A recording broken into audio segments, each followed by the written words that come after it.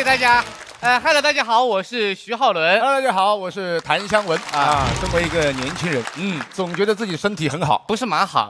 但一体检全是小毛病嘛。有问题了。最近这个有那个健康小课堂我有一个体验课，过去模拟一下吧。想去体验一次。哎呀，上课来了，该鸡蛋。过来上体验课的。对，留个名字给我。谭湘文。谭湘文，好，自己找个地方坐一下。好。不好意思，过一下。既然是上课啊，上课之前照常点个名。谭湘文到，人齐了。一个人点什么名了在这里啊？我以为人蛮多的在这里。既然是上课我是你们的老师，做个简单的自我介绍，方便大伙的沟通交流。可以叫我徐浩伦。徐老师。好，我差不多长这个样子。你把自己画出来干什么了，那个人？你人都站在这里了，写名字会死啊！既然是第一次过来上我的课，跟你说清楚，我这个人这辈子只为了健康2个字而活。可以看到墙上有一些关于我的健康的荣誉勋章。有什么嘞？10大营养师之一，我的健康师资格证、营养师资格证，还有我的结婚证。结婚证能证明什么东西了？那个能证明我有一段健康的婚姻关系呢。这句话你跟陈露说，不要跟我讲，晓得吧？上体验课。有没有购买我的真实课程呢？我先体验一下，怎么上来你就要买嘞？因为我一眼就能看出你的毛病了。我有什么毛病了？昨天晚上是不是熬夜了？没有。没熬？没有。那眼睛里怎么会有血丝呢？熬了。到底熬没熬？熬了。熬没熬？熬了。熬没熬？熬嘛？哎呀呀！有毛病啊你是！通灵妈呀你是！熬夜这么开心干什么？熬夜游在这里。几点睡的？4、5点。4、5点睡的。几点起的？8、9点。只睡那么一点点时间。那白天困了怎么办呢？中午找个地方补睡一下。你看，这怎么能行呢？晚上不睡，中午有时间补睡一下，没时间就不睡了。我跟你说，要想健康，就坚决杜绝这种偷睡漏睡的行为。这叫偷睡漏睡呀，这叫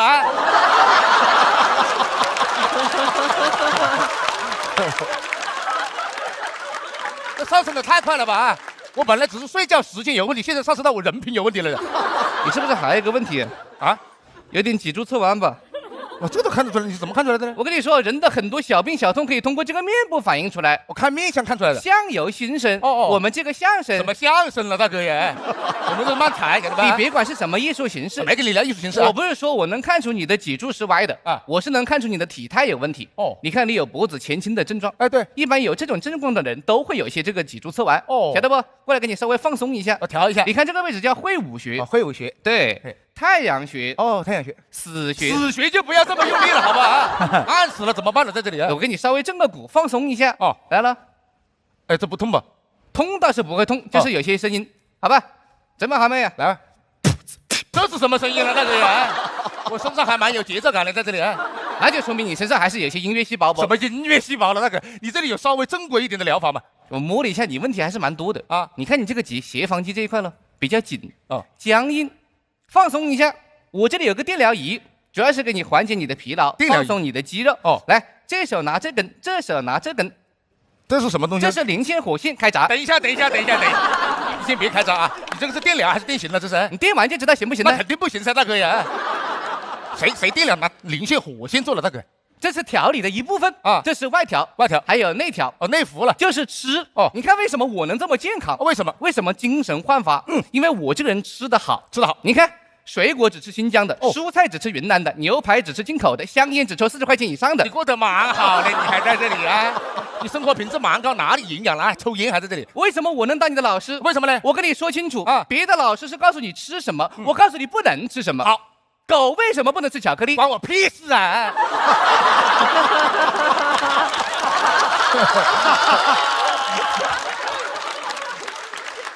我不想知道狗不能吃什么。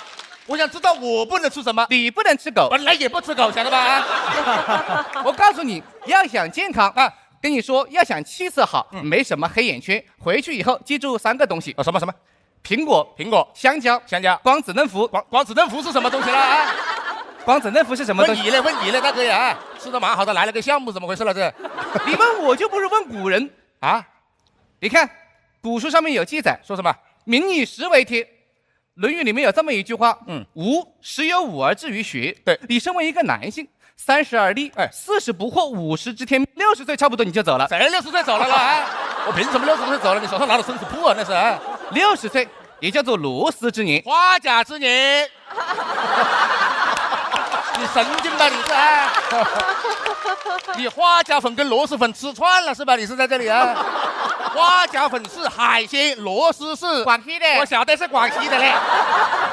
反正60是花甲之年，60是花甲之年，对对对，70古稀之年啊，80什么什么，90什么什么。你看着看着你也不会啊，上面写了嘞。 80也叫做耄耋之年，耄耋之年，对，是什么意思呢？耄耋应该是句湖南的方言，就说你这个身体要是不好好调理，到80岁这年，你这个人就耄耋了。你耄耋了，晓得吗？啊，你全家耄耋了嘞，是神经啊你是。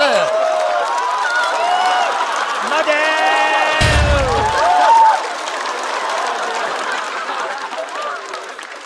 哪有你这么讲话的？哪本书上面写了啊？论语了，哪个论语了？徐浩论语录了。你自己记得算什么了啊？好好好，我知道，你不要太激动。你现在肯定觉得我是一个骗子。我觉得你是个疯子，晓得吧？你是没有经过我的从业经历了。你有什么从业经历？你看墙上不光有我的荣誉，还有一个照片。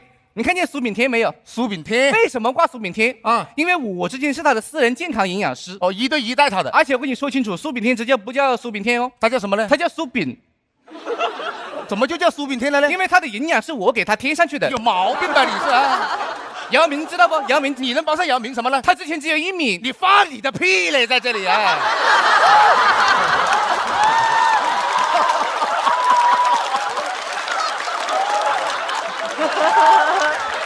那怎么可能呢？我这里有姚明怎么可能只有1米嘛？我这里有照片呢。你光拍腿就肯定只有1米了，大哥。不是光拍腿，他之前只有腿没有上半身。鬼来了，晓得吧？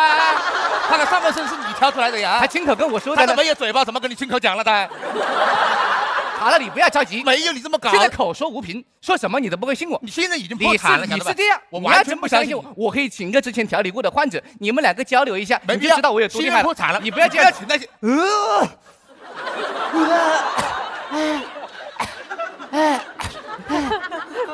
你确定这调好了啊？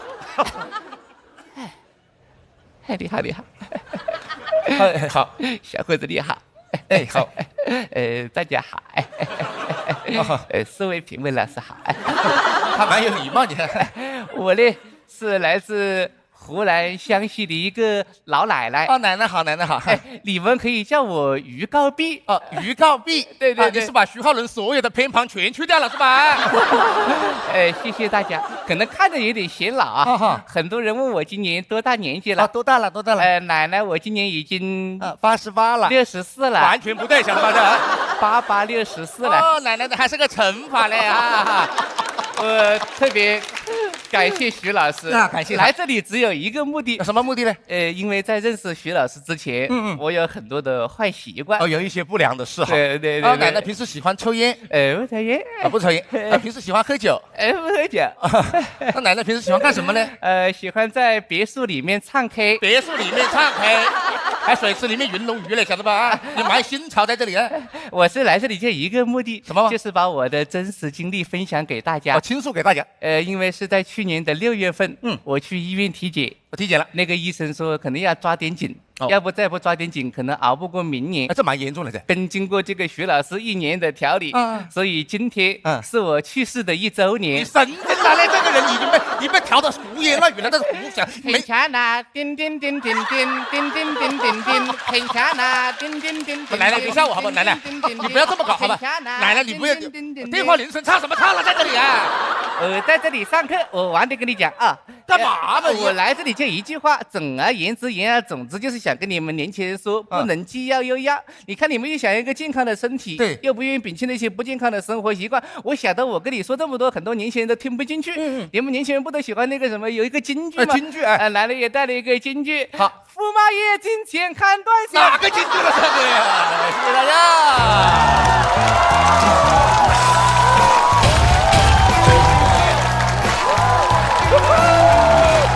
290以上了。徐浩伦、韩湘文2位的索票通道开启。再次掌声送给2位。你们这一段的创作灵感是来源于姚明。以前只有1米，这是什么破包袱？前是不是说就是体检呀，然后就想出来这个，他们往上翻包袱嘛啊？就是去年的时候，我们不是第一次来，然后每个赛段讲了一个不同的故事嘛。对，其实我们就想看能不能把它变成一个连续剧。去年是写的体检嘛，对，这次就是你查出毛病你会怎么办嘛？就是往后面写。去年第一次是租房，第二次是体检。对，第一轮就是家政嘛，第二轮就是这个哇哦，就是说自个儿给自个儿上难度，要逼自个儿一把，毕竟是春晚的演员嘛，是不是？还是别，厉害，恭喜了！2026年又等着您拜年了啊！谢谢啊！别。你是在姚明1米的时候拍的？反正我在前面就已经拍了，就是他们中间有很多莫名其妙的包袱，就真的很喜欢。姚明1米的时候，你开始砸灯，我已经砸灯了，我觉得特别好，因为他们两个人中间有好多笑话，我真的好想跟他们一块儿演，特别想补充中间那些梗。还有一段说什么人只有上半身没有下半身，然后姚明只有下半身没有上半身，哦，只有2条腿，那不就是个派吗？哎呀，哎呀，真的是太喜欢你们了。然后就是俩人这儿，有时候很多演出吧，就是都是那什么俩人合作，都是1+1大于2什么。我觉得他们两个人无论怎么演都是加在一起就等于1，就是等于一个特别完整的。是的。看他们的表演，经常心里面就在想，你们两个在干嘛？每次都是这样的。重点不是他们俩在干嘛，你看着你会问自己，我在干嘛？为什么会笑这个呀？张绍光老师是一个正常人的看法。正常人看精神病演出就这样想，对啊，精神病看精神病演出就你说一起犯病啊，一起犯病真的是。我没什么好说的，每次他们来我都期待满满，但每次都没有让你失望吧？对，从来不会，从来不会，所以我就都在这个灯里了。我的好奇在于，你们俩现在有各自的就新的一个名称在舞台上，那之后比如说在脱口秀以外，你们还会想别的，比如说演戏。或者其他的表演的方式，你们会去尝试吗？这是我特别好奇的一点。有活就接吧。对，我们得看，就是得看别人就是愿不愿意接受我们这种表演方式嘛。我们当然现在干什么都愿意啊。对，哇，我就希望影视界有没有导演能够看到这样2块璞玉。对，他们就是有这种开放态度，我觉得就特别好。哎，我特别想听一下我们编剧老师。海源老师，你们是怎么评价他们俩的表演？他们俩就是在创作很好的同时，他那个表演太活灵活现了。他们不需要用信念感来表演，让你相信，就是他就很自然了。我就在这演，然后你就相信了。就是我刚才在想，很多包袱他们俩说我会觉得好笑，但换别人讲我未必会笑。比如说什么1米，然后苏炳添，这是因为什么？他们俩的表演把我带进去了，像你说的。对，所以我说，哪怕你在理性上你觉得说我不要被他带进去，但他们那个吸引力太强了，有点像那个黑洞一样，就是你就被他带走了。我觉得他这个本子换个人演不一定有效果，对，还是表演太强了，非常难得，再次感谢2位。只有大于290才能够直接进入到晋级区。我们来看一下。在徐浩伦和谭湘文的表演结束之后，获得的票数是这290以上了吧？肯定直接进。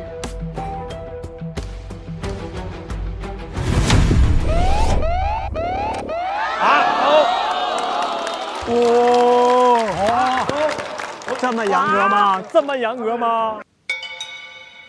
他们仍然需要开启抢麦，所以我想看一下毛阵营抢麦倒计时。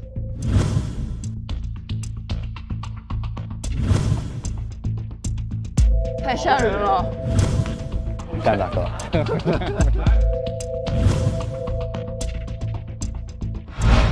又来了，真来了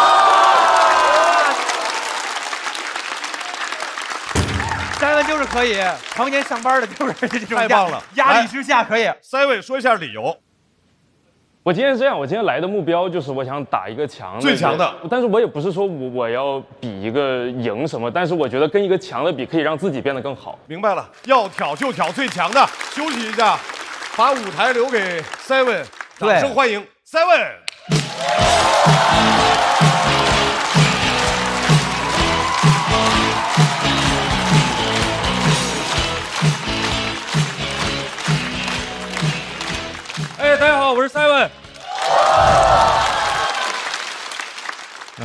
自我介绍一下，其实很多人也以为我会演漫才，因为他们总觉得我有个搭档叫 Eleven。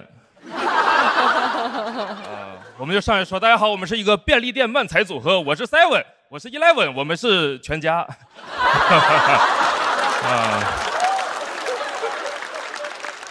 不要为我感到紧张，徐浩伦和谭湘文很厉害，而我拥有一份国企的工作。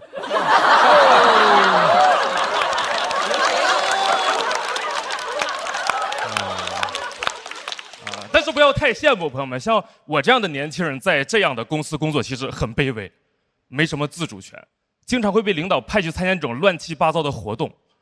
我前段时间甚至被我们领导派去参加了我们公司的相亲会，但是不是什么好事，是我们公司内部的相亲会。什么意思？就是你有机会把你的同事变成你的恋人，很没有边界感的组合。每天刚说完拜拜同事，回家又再见爱人了。我真的不想去，我觉得很尴尬的设定。我领导让我去当托，让我去配评人数，我确实感受真挺尴尬的。需要玩一些非常尴尬的破冰游戏。我们一帮人还没有自我介绍，先开始抢凳子。我说我就不玩了吧，我早上挤地铁的时候玩过了。我真的不想玩，但是我们这种年轻员工又得负责活跃气氛，取悦在场的一些领导。但是抢凳子想活跃气氛很难，因为正常人跟同事都是比较谦让，不会真抢。幸好我们有一个激素分泌过剩的同事，特别想赢，我叫他超雄哥，他这样超雄，就是正常人都是跟着音乐这么走，让音乐厅坐下嘛，抢凳子这么玩，超雄哥没有，超雄哥这样走，像一个在巡逻的马桶，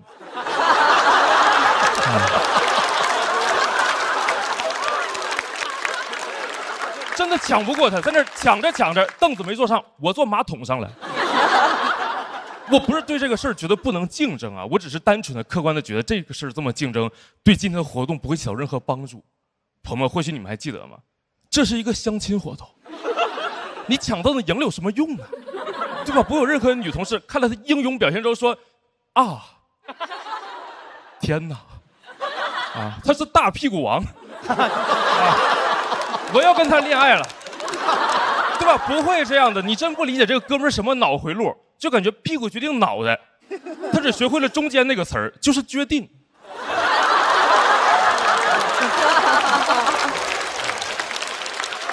我对抢凳子没什么兴趣，朋友们，真的，坦诚的说，我现在最重要的事情是在公司抢回自己的尊严，这是一个很切实的问题，就是年轻人上班会有个切实的困扰，就是年轻，很多人会不尊重你。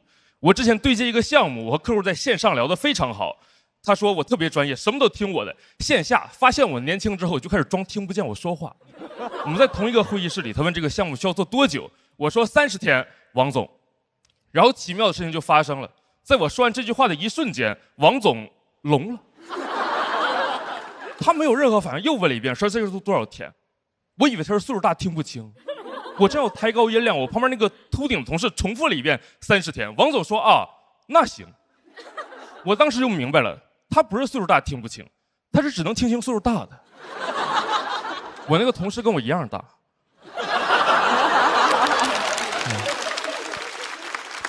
他就是有点地中海，客户非常的相信他，他们好像就是喜欢听老一点的人说话，他们甚至都不需要你是真的老，长得老也行。我这个同事根本不用思考怎么能把话说好，客户看着就觉得老话说得好。但没什么办法，我现在迫于生计，上海找工作很困难，我也只能学习一些和这些中年客户对接技巧。我发现我只要扮成他们的同类，他们就会愿意和我交流。最简单的说，你在上班的时候不能太有那种少年感，你得有那种登感。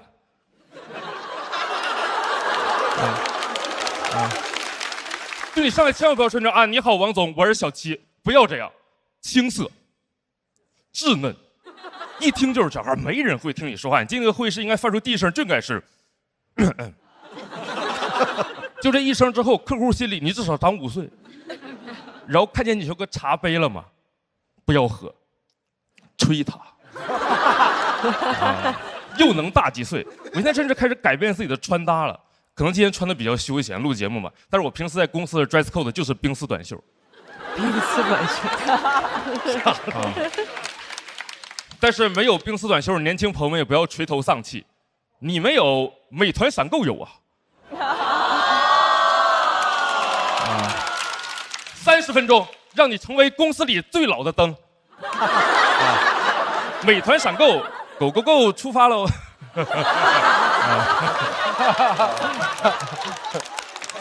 但是光会这些还不够，我除了这些，甚至还学会了一些经典的对白桥段，比如回忆我的当年。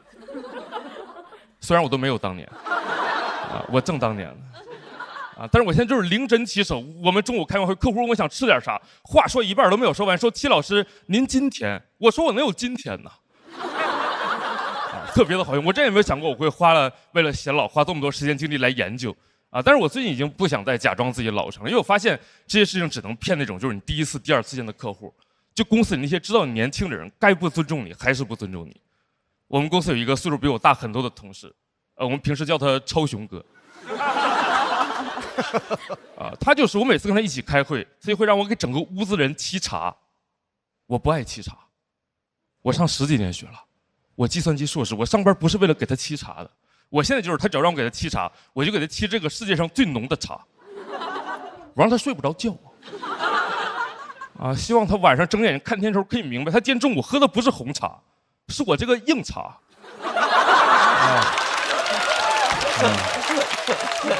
我都想好了，他下次再让我给他沏茶，我就那个茶砖塞他嘴里。这样虽然可能被开除拿不到 N+1，但是同事们都夸我 N+B。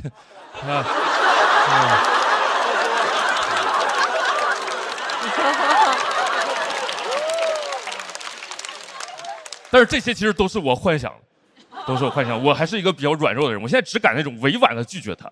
但是对于我自己来说也是进步了。前几天他又让我给他沏茶了，跟我说：“戚来，你站起来给我们沏一下茶。”我说：“哥，我就不站起来了，我怕你抢我凳子。”我讲完了，谢谢你，拜拜。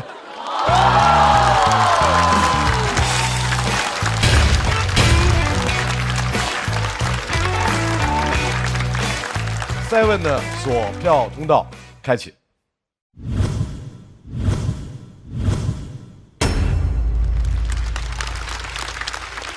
我觉得Seven表现其实还挺稳的，但可能像刚才几位讲职场的，可能大家已经胃口都被吊高了，好像职场的方方面面每个角度能想到，你们都被阐释得很好了。可能Seven他切入的角度，我会在想，他们那些表现是因为你年轻，还是因为他们认为年轻背后代表着某种权利的缺失？后者吧，我认为是。我其实也很焦虑，我有在想说，我要不要写一个，就是因为我也会有很多生活的内容，我平时其实是有内容储备的，我只是，真切的觉得，因为我的年龄嘛，我会觉得这个是我当下所处的一个最显著的困境。既然我困境是这样的，我觉得我就讲这个就好了。我觉得特别棒啊，因为首先能够打漫才兄弟这个盾，哇，这个毛真的不容易，毛不易啊。所以那个冰丝短袖是为了体现一种沉稳吗？对对，体现凉快，主要是也是啊。再问你今年多大？再问你今年多大？我第一次见Seven，我以为他跟呼兰一样大，但是很多朋友说他是小呼兰，我还不理解，他应该不比呼兰小吧？我觉得他跟呼兰同岁，像89的。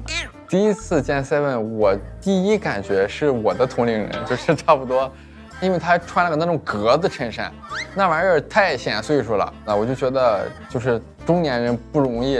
觉得他应该30左右吧，30出头吧，应该就是。后来是有一天我们一起吃饭，他说他是99的，我说你比我大还是比我小？我当时特别紧张，因为我也是99的，他要是比我小，我就破防了。再问你今年多大？我99，我26岁，我26。他99年的26。然后 Seven 很有勇气挑战了徐浩伦和谭湘文。来，二位回到台上。在徐浩伦、谭湘文和 Seven 的表演全部结束之后，我们看一下他们获得的票数是。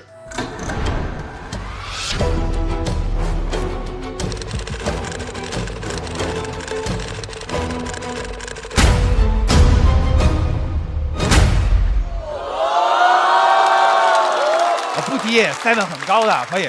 Seven 非常高，很棒，Seven。徐浩伦和谭湘文成功晋级。